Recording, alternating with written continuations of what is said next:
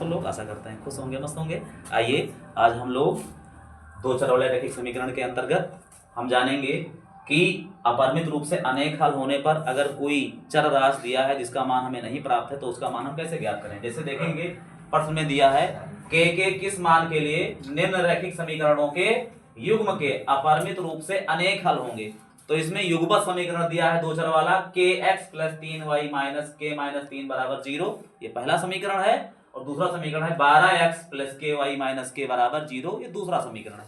जब हम तुलना करेंगे युगपत समीकरण के मानक समीकरण से, जब हम तुलना करते हैं दो चर वाले, तो a1 = k, b1 = 3 और c1 = -k - 3। उसके बाद में जब हम दूसरे समीकरण की तुलना करते हैं a2 = 12, b2 = k और c2 = -k। अब अपरिमित रूप से अनेक हल होने पर एक प्रतिबंध होता है कि a1/a2 = b1/b2 = c1/c2, ये तीनों अनुपात बराबर होने चाहिए। तो हमने देखिए जहां a1 का मान था वहां a1 का मान रखे, जहां a2 का मान था वहां a2 का मान रखे। इसी प्रकार से b1 की जगह b1 और b2 की जगह मान रखने के बाद c1 c2 की तुलना कराया गया है। क्या कराया गया है? तुलना। अब जैसे इन्हीं दो के बीच में हमने तुलना करा दिया, अगर हम कहीं से भी तुलना कराएंगे तो k का मान वही आएगा। तो हमने पहले दो अनुपात से तुलना करवाया, k/12 = 3/k।